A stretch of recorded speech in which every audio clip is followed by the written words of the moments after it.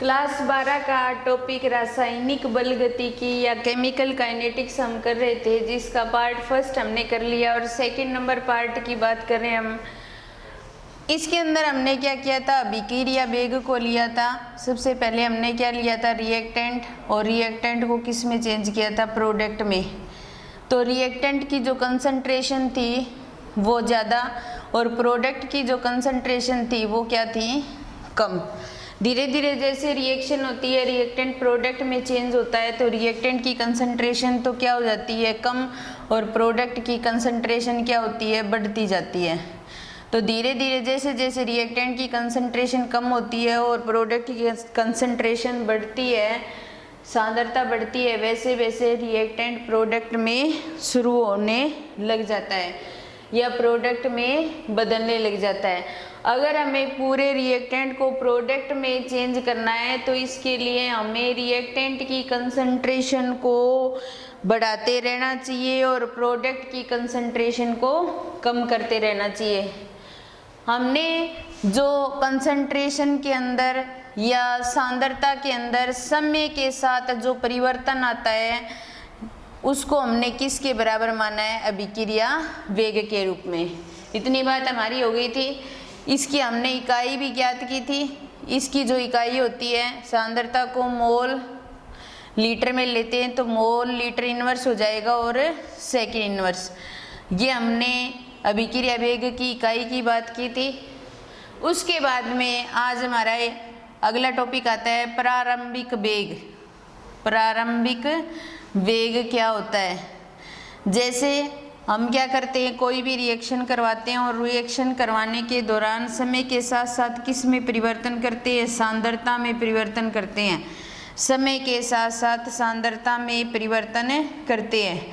ये ग्राफ हमने जब रिएक्टेंट की कंसंट्रेशन की बात की थी, रिएक्टेंट की सांद्रता की बात की थी हमने समय के साथ, तो हमने ग्राफ इस तरीके से बनाया था। यहाँ पर t बराबर 0 है। t बराबर 0 पर क्या होती है, इसकी सांद्रता अधिकतम होती है। जब t बराबर 0 होता है उस टाइम खींची गई जो रेखा होती है या फिर t बराबर 0 पर जो वेग होता है वो क्या होता है, प्रारंभिक वेग होता है। और इस प्रारंभिक वेग का मान क्या होता है, सर्वाधिक होता है। जब t बराबर 0 होता है तो इस वेग का मान सर्वाधिक होता है। तो इसके लिए हम ये ग्राफ बनाएंगे सांद्रता और समय के बीच में। तो धीरे धीरे रिएक्टेंट की कंसंट्रेशन या सांद्रता कम होती जा रही है। फिर उसके बाद में एक टर्म ये भी यूज करते हैं हम, ताक्षणिक वेग। एक होता है अभिक्रिया वेग, एक होता है प्रारंभिक वेग, एक होता है ताक्षणिक वेग और एक होता है औसत वेग। इन सारे वेग की बात कर रहे हैं हम। ताक्षणिक वेग एक टर्म ये भी यूज करते हैं हम। इसके लिए ये होता है कि कोई भी हमारे पास में निश्चित समय पर अगर किसी सांद्रता में जो परिवर्तन आता है और उसके आधार पर जो वेग निकलता है वो क्या होता है, ताक्षणिक वेग होता है। इसको ज्ञात करने के लिए हम क्या करते हैं, अभिकारकों की सांद्रता और समय के बीच में क्या बनाते हैं, ग्राफ बनाते हैं। तो यहाँ पर क्या लेंगे, अभिकारकों की सांद्रता लेंगे। किसकी सांद्रता लेंगे, अभिकारकों की सांद्रता। और यहाँ पर क्या ले लेंगे, समय ले लेंगे। और समय को स्मॉल t से शो किया जाता है और सांद्रता को c से नोट किया जाता है। तो समय के साथ साथ अभिकारकों की सांद्रता कम होती जाती है। ठीक है, हमने क्या करना है, अभिक्रिया वेग ज्ञात करना है या ताक्षणिक वेग ज्ञात करना है। तो हम क्या करते हैं, यहाँ पर एक स्पर्श रेखा खींचते हैं। इस आधार पर इस तरीके से इसको शो करते हैं। यहाँ पर जो समय होगा वो किसको शो करेगा, t1 को, और यहाँ पर जो सांद्रता होगी वो c1 हो जाएगी। यहाँ पर जो समय होगा वो t2 हो जाएगा और यहाँ पर जो सांद्रता होगी वो क्या हो जाएगी, c2 हो जाएगी। या फिर हम इनको ऐसे शो करेंगे तो वो क्या हो जाएगी, c और t हो जाएगी। इस तरीके से जैसे ताक्षणिक वेग को लिखें तो ऐसे लिखेंगे, ताक्षणिक वेग, और इस ताक्षणिक वेग को t से 0 लिमिट तक शो करते हैं। या फिर इसको लिखते हैं tan थीटा बराबर क्या होता है, पॉजिटिव नेगेटिव dc बटा में dt से नोट कर सकते हैं। या फिर इसको टेन थीटा बराबर minus D C upon D T से भी नोट कर सकते हैं, और ये C2 माइनस C1 हो जाएगा और ये T2 माइनस T1 हो जाएगा। टेन थीटा की फॉर्म में लेते हैं इसको, और टेन थीटा के सूत्र के आधार पर लिख सकते हैं हम D C upon D T लिख सकते हैं। तो जो हमारा P बिंदु पर ताक्षणिक वेग होगा उसको हम इस तरीके से शो कर देंगे, और सीधा जो ताक्षणिक वेग है T2 या T1 या C2 C1 की फॉर्म में लेंगे तो हम इस प्रकार लिख सकते हैं। तो किसी भी निश्चित समय पर अगर हमें अभिक्रिया वेग ज्ञात करना हो तो वो क्या होता है, ताक्षणिक वेग होता है। इसी प्रकार औसत वेग को भी ज्ञात करते हैं हम। तो औसत वेग भी क्या होता है कि किसी भी समय पर आधारित जो वेग ज्ञात किया जाता है उसको भी हम औसत वेग से शो करते हैं। तो औसत वेग जो होगा वो उसमें भी हम क्या करते हैं, विकारक और उत्पाद के बीच में ग्राफ बनाते हैं। यहाँ पर विकारकों की सांद्रता लेते हैं और यहाँ पर क्या करते हैं, समय को लेते हैं। अगर औसत वेग ज्ञात करना हो तो उसको भी plus minus D C upon D T से शो करते हैं। तो कहने का मतलब है कि कोई सा भी अभिक्रिया वेग ज्ञात करो वो क्या करता है, सांद्रता बटा समय को ही शो करता है। एक निश्चित समय के लिए लेंगे तो वो ताक्षणिक वेग हो जाएगा, उसके अंदर विकारकों की सांद्रता और समय के बीच में ग्राफ बना करके ज्ञात कर सकते हैं। एक निश्चित ये हमारा जो बिंदु होता है वो P होता है, और P बिंदु पर अगर ज्ञात करें ताक्षणिक वेग तो D C upon D T हो जाएगा। औसत वेग को भी D C upon D T से शो कर सकते हैं। प्लस माइनस का मतलब ये होता है कि सांद्रता में और कमी और वृद्धि को शो करेंगे। यहाँ पर प्लस माइनस जो चिन्ह है वो इन्हीं बातों को शो करते हैं कि कहाँ पर तो किसकी सांद्रता में कमी आ रही है और कहाँ पर क्या हो रही है, सांद्रता में वृद्धि हो रही है। तो ये था हमारा जो अभिक्रिया वेग से संबंधित टर्म थी वो ये यहाँ पर कंप्लीट होती हैं।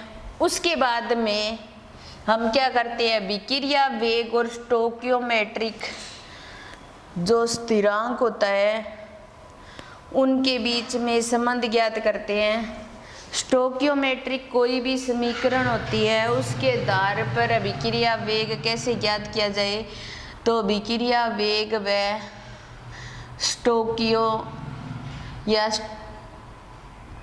स्टोकियोमेट्रिक या स्टोकियोमितीय बोल सकते हैं हिंदी में, स्टोकियोमितीय समीकरण में संबंध। क्योंकि हम कोई भी केमिकल रिएक्शन लें या कोई भी इक्वेशन लें उसको संतुलित रूप में शो करना जरूरी है, क्योंकि संतुलित स्टोकियोमेट्रिक समीकरण लेकर के ही हम अभिक्रिया वेग को सही तरीके से ज्ञात कर सकते हैं। जैसे कुछ एग्जाम्पल लें इनको शो करने का, जैसे a प्लस बी हमारे पास में है और ये किस में चेंज हो रहा है, c प्लस डी में चेंज हो रहा है। तो इसके लिए अभिक्रिया वेग लिखेंगे तो वो इस प्रकार से लिखेंगे, चलो इसको इस प्रकार शो कर दो। इसको लिखेंगे तो अभिक्रिया वेग के रूप में, ये a को अभिक्रिया वेग के रूप में लिखेंगे तो a क्या है, अभिकारक है, और अभिकारक की सांद्रता में क्या आती है, कमी आती है। और जब विकारक की सांद्रता में कमी आती है तो उसको किससे शो किया जाता है, नेगेटिव से। नेगेटिव का साइन लगा देंगे, डी ए बटा में डी टी, इस तरीके से लिख देंगे। फिर उसके बाद फिर बराबर का निशान लगाएंगे। बी क्या है, हमारे पास में अभिकारक है और अभिकारक की सांद्रता क्या होती है, अधिक होती है। तो समय के साथ साथ अभिकारकों की सांद्रता में क्या आती है, कमी। तो इसीलिए हम B के आगे भी माइनस का साइन लगाएंगे क्योंकि सांद्रता में क्या हो रही है, कमी। तो dV बटा में क्या आ जाएगा, dt, ऐसे लिखेंगे। फिर बराबर का निशान लगाएंगे। फिर उसके बाद में हमारे पास में क्या है, C, और C क्या है, एक उत्पाद है, और उत्पाद की सांद्रता क्या होती है, कम। और धीरे धीरे जैसी रिएक्शन होती है तो उत्पाद की सांद्रता बढ़ जाती है, और बढ़ जाती है इसलिए उत्पाद की सांद्रता की फॉर्म में लिखेंगे तो हमेशा ही क्या लगाते हैं, प्लस का निशान। क्यों, क्योंकि सांद्रता क्या हो रही है, बढ़ रही है। फिर बराबर का साइन। फिर उसके बाद में D लेंगे, D क्या है, प्रोडक्ट, और प्रोडक्ट की सांद्रता बढ़ रही है, तो इसीलिए प्रोडक्ट के आगे भी प्लस का साइन लगेगा और dt लिख देंगे हम।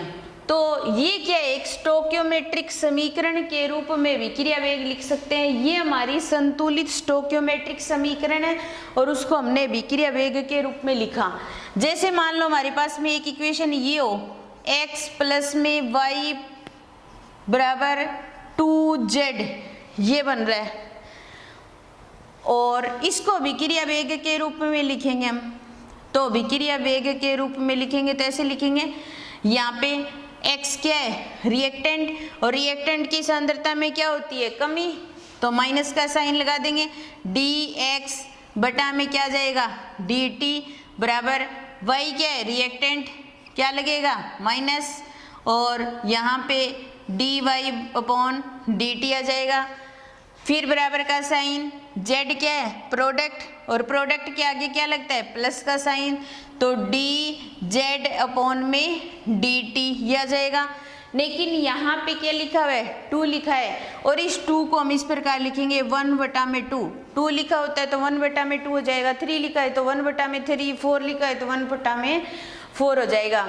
तो इस तरीके से हम एक स्टोक्योमेट्रिक समीकरण, संतुलित समीकरण लिख कर अभिक्रिया वेग को ज्ञात कर सकते हैं। जैसे मान लो एक एग्जांपल और लेते हैं हम, a प्लस में 2b और किस में चेंज हो रहा है, 3c में।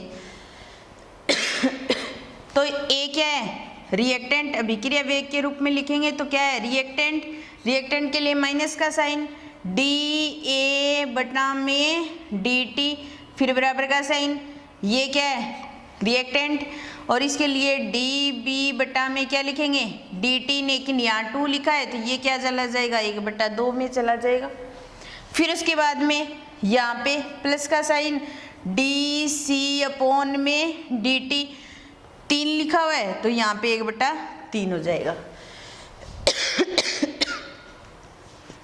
तो इस तरीके से हम एक स्टोक्योमेट्रिक, संतुलित स्टोक्योमेट्रिक समीकरण लिख सकते हैं। जैसे हम एक इनके आधार पर कई बार न्यूमेरिकल आ जाता है, एक न्यूमेरिकल करते हैं, क्योंकि न्यूमेरिकल हम तभी कर सकते हैं जब हमें ये लिखना आएगा। क्वेश्चन करते हैं हम, किसी अभिक्रिया में, अभिक्रिया जो है वो है x प्लस में y बराबर 2z बन रहा है।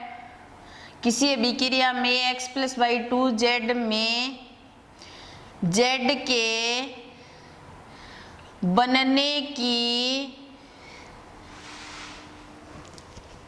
z में x नहीं, ऐसे लिखो, x के विलुप्त होने की दर, विलुप्त होने की दर 10⁻³ mole litre inverse second inverse है। तो क्या ज्ञात करना है इस इक्वेशन में, पहला तो हमें ज्ञात करना है y के बनने की दर। क्या ज्ञात करना है, y के बनने की दर, ठीक है। और सेकंड हमें क्या ज्ञात करना है, z के, y तो विलुप्त हो रहा है, y के विलुप्त होने की दर, विलुप्त होने की दर, और दूसरा क्या करना है, z के बनने की दर। क्योंकि रिएक्शन के अंदर क्या हो रहा है, x और y दोनों विलुप्त हो रहे हैं और z बन रहा है। तो हमारी इक्वेशन x प्लस y बराबर क्या है, 2z है, ठीक है। इसको अभिक्रिया वेग के रूप में ज्ञात करोगे, क्योंकि अभिक्रिया वेग ही ज्ञात करना है हमें, ठीक है। तो यहाँ पे माइनस का साइन लगाएंगे, dx बटा में dt बराबर dy बटा में dt। अब आपको समझ में आ गया होगा कैसे लिखना है हमें। और फिर उसके बाद में उत्पाद के लिए प्लस का साइन, 1/2 dz बटा में dt ये आ जाएगा, ठीक है। फिर उसके बाद में अब देखो यहाँ पर क्या दिया हुआ है, x के विलुप्त होने की दर, तो इसका मतलब dx dt का मान क्या है 10 की power minus 3 mole litre inverse और सेकंड इनवर्स है, ठीक है। लेकिन ये दोनों एक दूसरे के क्या है बराबर है, बराबर है, तो इसका मतलब इसका मान भी इतना ही होगा। तो इसका मतलब पहला जो y के बनने की विलुप्त होने की दर है वो ज्ञात हो गई हमें, जितनी x की विलुप्त होने की दर है उतनी क्या हो जाएगी y की हो जाएगी। बिल्कुल ही इजी क्वेश्चन है, थोड़ा सा ध्यान लगाने की जरूरत है और थोड़ा सा संतुलित स्टोकियोमेट्रिक समीकरण लेकर के उसको अभिक्रिया वेग के रूप में लिखना आना चाहिए। फिर z के बनने की दर, तो z के बनने की दर है, अब चाहे अब x का मान दिया हुआ है तो x को बराबर किसके कर देंगे z के, तो माइनस dx और dt बराबर 1/2 dz बटा में dt। अब इन दोनों को ले लेंगे क्योंकि इसका मान ही दिया हुआ है क्वेश्चन में। ज्यादातर क्या होता है जिस चीज का मान क्वेश्चन में दिया है उसी को लो। आप y को भी ले सकते हो क्योंकि दोनों का मान इक्वल है, ना हो तो भी ले सकते हैं, लेकिन हम ज्यादातर क्वेश्चन में दिया। अब इसका मान कितना दिया हुआ है 10 की पावर माइनस 3 दिया हुआ है, ठीक है, लिख दिया हमने।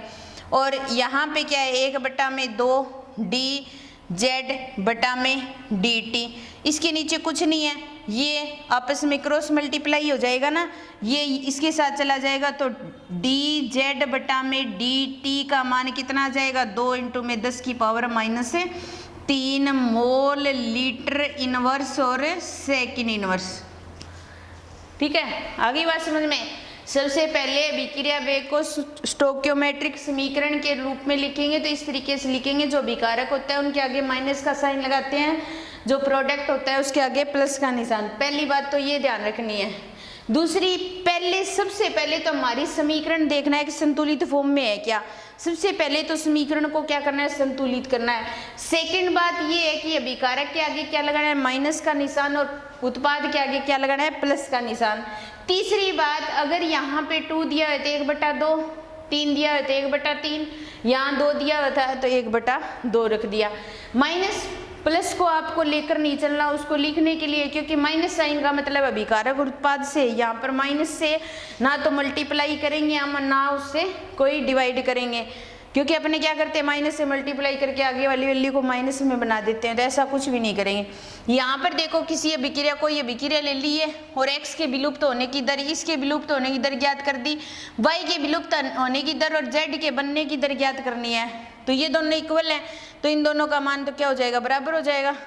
और z के बनने की दर ज्ञात करेंगे तो z के लिए यहाँ पर 1/2 लिया हुआ तो 1/2 इसके साथ मल्टीप्लाई हो रहा है, इसका वैल्यू कितनी है 10 की पावर माइनस 3, तो 2 इंटू में 10 की पावर माइनस 3 मोल लीटर